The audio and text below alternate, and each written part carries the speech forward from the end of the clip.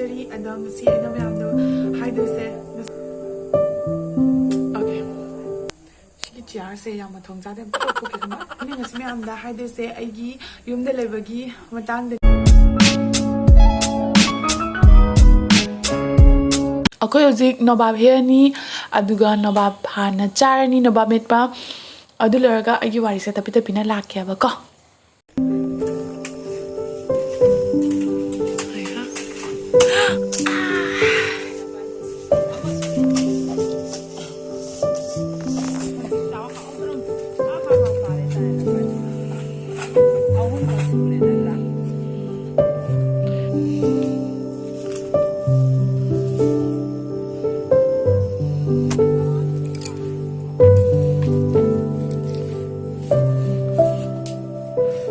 ला पिमाई लोर आई थंतनी चादोइसे नमासे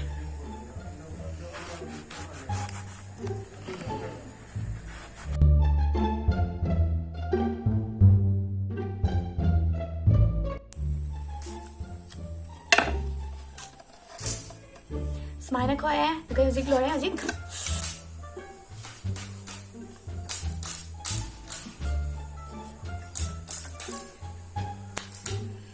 Yung mẹ em đã chào với khu cha lập cha thế.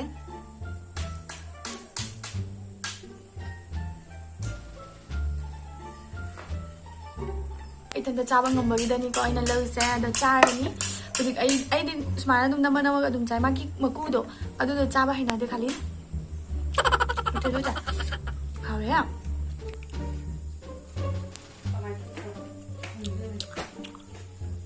Mà khổ chả đi à. Đừng biểu, lưỡi cha to rồi đấy, cha hồng vẫn như nè. Đó. Ấy hồng vừa tôi đi rồi nè. Tăng hai tôi giao tôi bị chẳng. Mà hồng á. À đó. Tapos charage nga tang lerga mo ado minas ado ahan bada ay sai linda hay min pasare adagi di hojik na adum adi aduna khanga lingai dane ba ko ado khoina aina hojik chai cha doi sina nungdin gi achapot nungdin gi achapot chai ni hauni ha oi khu ga kai se mo cái đồng số hai cái khơi ghi Manipur để chị em lấy khi bà có anh chị đó na mui khơi gì thì Manipur cái sự chất nó bây giờ đó bên na khơi gai đó tao cái pot đó yum để cha nó bên này đó khơi bây giờ đó cha na anh ngon đó đúng như xí na đúng mui để chất luôn đó anh ngon đó cha pot khơi bây giờ đó bây giờ đó anh làm đâu là cái nói na đó hơi dịch xa rồi ní rồi để bây giờ cha pot ní đó mui hai đi hơi dịch lockdown nó mà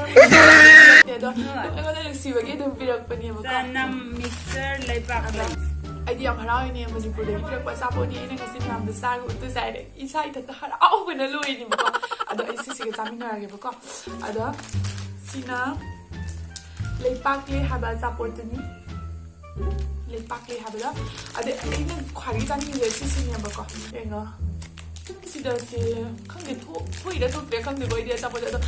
Manipur đấy bây giờ nó tao bây giờ cái hao mình nhỉ mình sao mình làm được nó bị nó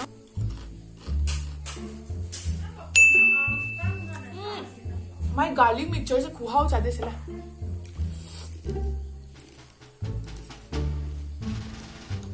actually 좀 내기 네 아니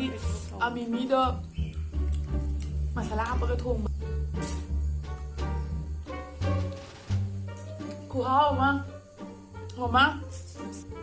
cho bữa thứ ba làm hào ấy nâng cái việc bật chạp bữa sẽ làm sạch tí hào ấy đâu mà thăng lạc mà tầm đây làm bữa cái đâm nè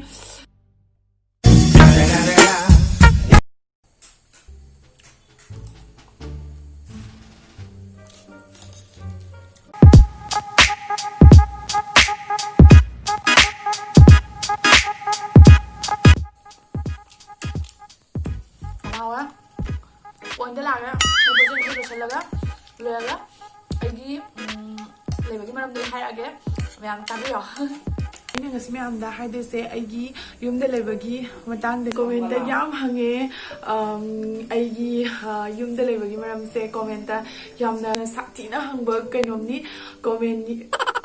hadi jam na sakti na mina hangak pa kaino ni question ni se ko ado ngasi meyam da hai age hai age bisa peti am do hai ꯑꯗ ꯑꯩꯅ ꯌꯨꯝꯗ ꯂꯩꯕꯒꯤ ꯃꯔꯝꯁꯦ ꯑꯩꯒꯤ ꯏꯁꯥꯒꯤ ꯑꯣꯏꯕ document ꯈꯔ ꯁꯦꯝꯃꯦ ꯑꯩꯒꯤ ꯏꯁꯥꯒꯤ ꯑꯣꯏꯕ ꯆꯦ ꯆꯥꯡ ꯈꯔ ꯁꯦꯝꯃꯦꯕꯀꯣ ꯑꯗ ꯑꯩꯒꯤ ꯍꯥꯏꯗꯤ ꯆꯦ ꯆꯥꯡꯁꯦ ꯁꯦꯝꯕ ꯃꯇꯝꯗ ꯑꯩ ꯏꯁꯥ ꯌꯥꯎꯗꯕ ꯌꯥꯗꯕ ꯑꯩ ꯏꯁꯥꯁꯦ ꯌꯥꯎꯕ ꯃꯊꯧ ꯇꯥꯕ ꯑꯗꯨꯗꯨꯒꯤꯗꯃꯛꯇꯅꯤ ꯍꯥꯏꯗꯤ ꯑꯩꯅ ꯌꯨꯝꯁꯤꯗ ꯂꯩꯔꯤꯁꯦ ꯈ꯭ꯋꯥꯏ ꯀꯨꯏꯅ ꯂꯩꯔꯤꯁꯦ ꯃꯃꯥ ꯄꯄꯥ ꯍꯣꯏꯒ ꯑꯩ ꯌꯨꯝꯒꯤ ꯃꯃꯥ ꯍꯣꯏ ꯄꯄꯥ ꯍꯣꯏꯒꯁꯨ ꯉꯥꯡꯅꯔꯒ ꯑꯩ ꯂꯩꯕ ꯂꯥꯛꯄꯅꯦ ꯑꯩꯈꯣꯏ ꯌꯨꯝ ꯑꯅꯤꯃꯛ ꯍꯥꯏꯅꯔꯒ ꯌꯥꯅꯕꯒꯤ ꯃꯇꯨꯡ ꯏꯟꯅ ꯂꯩꯕꯅꯦ ꯑꯗꯣ ꯍꯣꯏ ꯀꯅꯥꯒꯨꯝꯕꯒꯤꯗꯤ ꯌꯥꯝꯅ ꯂꯩꯅꯗꯦ ꯀꯅꯥꯒꯨꯝꯕꯒꯤꯗꯤ ꯌꯥꯝꯅ ꯂꯩꯅꯤ ꯑꯗꯣ ꯑꯩꯒꯤꯁꯦ ꯑꯩ ꯍꯥꯏꯅꯔꯒ ꯂꯥꯛꯆꯕꯅꯦꯕꯀꯣ ꯂꯣꯏꯗꯤ ꯂꯣꯏꯗꯣꯔꯦ ꯑꯩꯅ ꯂꯥꯛꯄꯁꯦ ꯑꯩꯅ ꯂꯥꯛꯑꯒ ꯇꯧꯕꯒꯤ ꯊꯕꯛꯁꯦ ꯂꯣꯏꯗꯤ ꯂꯣꯏꯗꯣꯔꯦꯕꯀോ ꯑꯗꯣ ꯍꯧꯖꯤꯛꯃꯛꯇꯤ ꯂꯣꯏꯗ꯭ꯔꯁꯨ ꯑꯩ ꯆꯠꯂꯅꯤ ꯀꯩꯒꯤꯅꯣ ꯍꯥꯏꯕꯗ ꯌꯥꯝ ꯁꯥꯊꯤꯅ ꯍꯪꯉꯦꯕꯀꯣ ꯑꯗꯨꯅ ꯑꯩꯁꯦ ꯑꯗꯨꯝ ꯇꯥꯔꯀꯥꯟꯗ ꯏꯀꯥꯏꯖꯕ ꯇꯧꯁꯤꯜꯂꯦ ꯑꯗꯨꯗꯨꯒꯤ ꯑꯩꯒꯤ ꯆꯠꯄꯒꯤ ꯗꯦꯠ ꯑꯩꯒꯤ ꯆꯠꯄꯒꯤ ꯗꯦꯠꯁꯦ ꯍꯟꯗꯛꯀꯤ ꯊꯥꯁꯤꯒꯤ ꯗꯦꯠ 22ꯗ ꯑꯣꯏꯔꯅꯤ ꯑꯩ ꯆꯠꯂꯅꯤ ꯑꯗꯣ ꯆꯠꯂꯒ ꯍꯣꯏ ꯑꯥꯗꯁꯨ ꯚꯤꯗꯤꯑꯣ ꯃꯌꯥꯝ ꯑꯃ ꯁꯦꯝꯃꯛꯀꯅꯤ ꯑꯗꯣ ꯃꯌꯥꯝ ꯑꯩꯒꯤ ꯚꯤꯗꯤꯑꯣꯁꯦ ꯑꯗꯨꯝ ꯌꯦꯡꯕꯤꯌꯣ ꯑꯗꯨꯒ ꯃꯌꯥꯝꯅ ꯈꯪꯅꯤꯡꯕꯉꯩꯗꯣ ꯂꯣꯏꯅꯃꯛ ꯑꯩꯉꯣꯟꯗ ꯍꯥꯏꯔꯛꯑꯣ ꯑꯗꯣ ꯑꯩ ꯂꯣꯏꯅꯃꯛ ꯑꯟꯁꯔ ꯄꯤꯅꯕ ꯇꯧꯖꯒꯦ ꯑꯗꯨ ꯑꯩ ꯋꯥꯔꯤ ꯁꯨꯅꯩꯌꯦꯕꯀꯣ ꯑꯩꯈꯣꯏꯒꯤ ꯐꯦꯃꯤꯂꯤ ꯑꯩꯈꯣꯏ ꯕꯦꯃꯦꯃ ꯑꯩ ꯏꯆꯟꯅꯨꯄꯤ ꯁꯤꯁꯇꯔ ꯏꯟ ꯂꯣ ꯍꯣꯏꯒꯁꯨ ꯋꯥꯔꯤ ꯁꯨꯅꯩ ꯑꯗꯨ ꯁꯨꯅꯕꯁꯨ ꯑꯩ ꯚꯤꯗꯤꯑꯣ ꯃꯇꯦꯛ ꯑꯃ ꯍꯥꯞꯄꯛꯑꯒꯦ ꯑꯗꯣ ꯁ꯭ꯀ꯭ꯔꯤꯟ ꯔꯦꯀꯣꯔꯗꯤꯡꯅꯤ ꯑꯗꯣ ꯁ꯭ꯀ꯭ꯔꯤꯟ ꯔꯦꯀꯣꯔꯗꯤꯡꯁꯦ ꯑꯩꯒꯤꯁꯦ ꯀꯩꯒꯤꯅꯣ ꯈꯪꯗꯦ ꯀꯩꯅꯣꯝ ꯇꯧꯗꯦ ꯃꯈꯣꯟ ꯊꯣꯛꯇꯦ ꯁꯥꯎꯟ ꯊꯣꯛꯎ ꯍꯥꯏꯕ ꯌꯥꯗꯦ ꯀꯩꯗꯧꯔꯕ ꯈꯪꯗꯦ ꯕꯦꯔꯥ ꯀꯥꯗꯣꯏꯔꯥ ꯀꯩꯗꯧꯔꯤꯅꯣ ꯈꯪꯗꯦꯕꯀꯣ ꯑꯗ ꯑꯗꯨꯗꯨꯁꯨ ꯍꯥꯞꯄꯛꯑꯒꯦ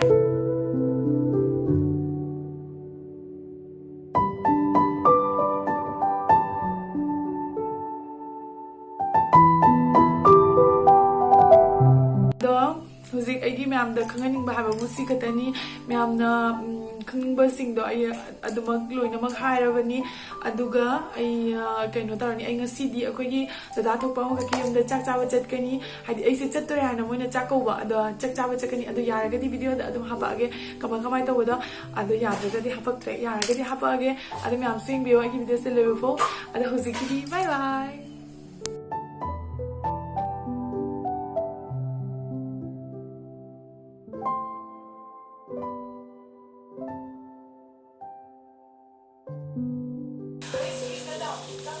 ꯉꯁꯤꯒꯤ ꯃꯊꯦꯜꯁꯦ ꯗꯣꯆꯥꯅ ꯌꯥꯝ ꯌꯥꯝꯅ ꯇꯧꯔꯝꯃꯦ ꯃꯊꯦꯜꯁꯦ ꯖꯦꯔꯨꯝ ꯇꯟ ꯑꯃ ꯇꯧꯔꯦ ꯈꯥꯖꯤꯡꯒ ꯕꯣꯔꯥꯒ ꯑꯃ ꯕꯣꯔꯥ ꯇꯧꯔꯦ ꯁꯂꯥꯗ ꯑꯃ ꯇꯧꯔꯦ ꯑꯃꯦꯠꯄꯤ ꯑꯃ ꯇꯧꯔꯦ ꯃꯊꯦꯜꯁꯦ ꯌꯥꯝ ꯌꯥꯝꯃꯦ ꯑꯗꯨ ꯌꯥꯝꯅꯁꯨ ꯍꯥꯎꯔꯦ ꯑꯗꯨꯒꯤ ꯚꯤꯗꯤꯑꯣꯁꯤꯁꯨ ꯁ꯭ꯋꯥꯏꯁꯤꯒ ꯂꯣꯏꯁꯤꯟꯖꯔꯒꯦ ꯃꯌꯥꯝ ꯕꯥꯏ ꯕꯥꯏ ꯅꯩꯊꯗꯣꯔꯦ ꯑꯩꯈꯣꯏ